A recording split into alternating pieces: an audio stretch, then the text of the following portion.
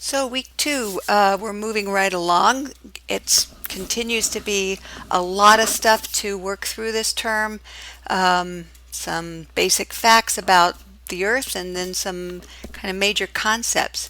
I'm going to go over week one work, the quiz, any other comments with the assignment, and I will put them on a little Jing video or forum. They'll be in the forum post either as in the form of a Jing video or just some notes. So make sure you take a look at that forum post. Get some help for this week. I want you to, this week you don't have an activity, but I do want you to download Google Earth, and so I'm working on some download tutorials for that. The PC I've got down. I'm having a little difficulty myself downloading for a Mac, but we'll get that worked out. And I have an older Mac, so it's giving me a bit of trouble. And then so there's no activity this week except that. So this should be a little bit easier week.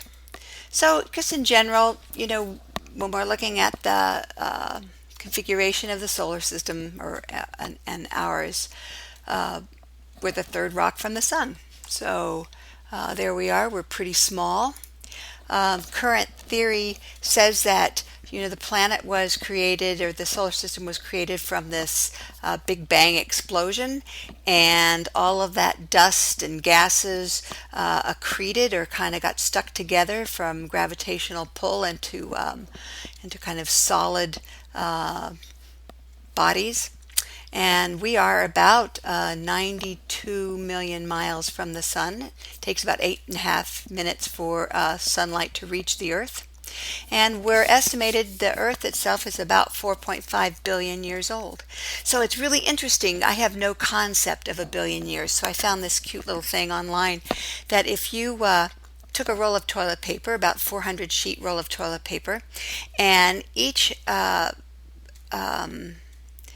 that roll represents the linear years of the planet. So if you did that, each sheet in that toilet paper would be 12.5 million years, or 80 sheets would be 1 billion years. So we could extrapolate that to kind of look at each square sheet of toilet paper and what would that look like? So for the majority of the time, the Earth is just sitting there, and then in square 140, so almost halfway through the life of the planet so far, photosynthesis began in the ocean.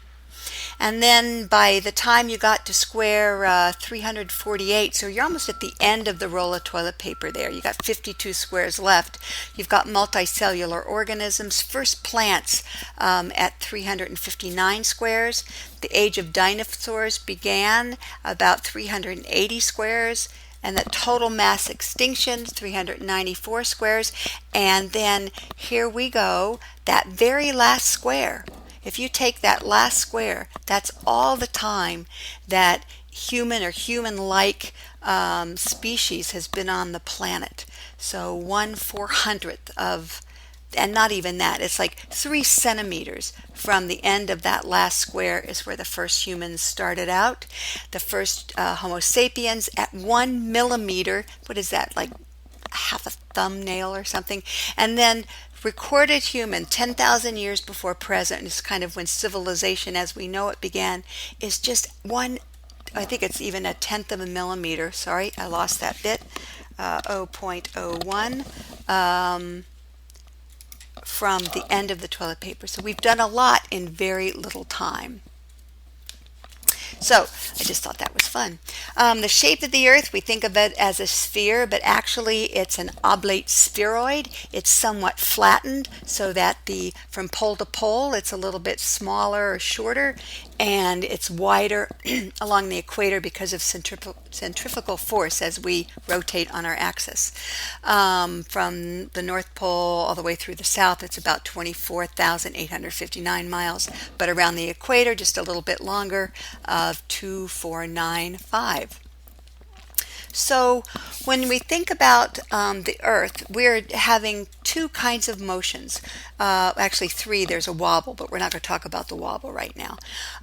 We have our rotation, which means we spin on an imaginary axis that has a tilt to it. And we also evolve around, or we rotate, or we evolve around the sun in our orbit. And it takes 365 and a quarter days to go around this whole elliptical orbit. It's not completely oval. One end is a little bit closer than the other end. And as I said, we're on an axis, so we are not straight up and down as we go around our orbit. We are at an angle of 23.5 degrees from that true north or true up and down. And so it looks a bit like this. So here we are in September, and that's when we have our equinox, and our axis is pointed in that direction, and the Earth is spinning day and night, and we get over here to December, and you can see that the axis is pointing a little bit away from the sun, and the southern hemisphere is pointing more directly toward the sun. We move over here till the spring equinox, and then we go back over here to the summer equinox. Now the summer equinox, we're actually farther away from the sun than the winter equinox. But because we're pointed, the northern hemisphere is pointed more directly, we get direct solar rays, so that in the summer equinox, we're farther from the sun, but we're more directly impacted by solar rays, and so we have our summer. You can see that the southern hemisphere is farther, gets less direct rays, and they have their winter hemisphere. Two important lines of latitude are the Tropic of Cancer and the Tropic of Capricorn. The Tropic of Cancer is at 23.5 degrees north, and the Tropic of Capricorn is 23.5 degrees south. It is no coincidence that these latitudes are the exact same as the tilt of the Earth. If our axis were let's say 25 degrees, then the actual Tropic of Cancer, the impact would be at 25 north and 25 south, but right now we're at 23 degrees. And that's important because you can see at the Tropic of Cancer, that is the highest point north where the Earth gets direct solar insolation, so where the subsolar point is perpendicular to the Earth. And you can see that here, when the vertical ray of the sun is hitting the Earth at the Tropic of Cancer, those rays in the southern hemisphere are more spread out, and the rays in the northern hemisphere are more spread out. This is the only direct place. In December 21st, the vertical rays, or the subsolar point, is over the Tropic of Capricorn. So this is where the Earth is getting direct solar rays, and the northern hemisphere, the sun is much more less intense. It's more diffuse. Here's another example.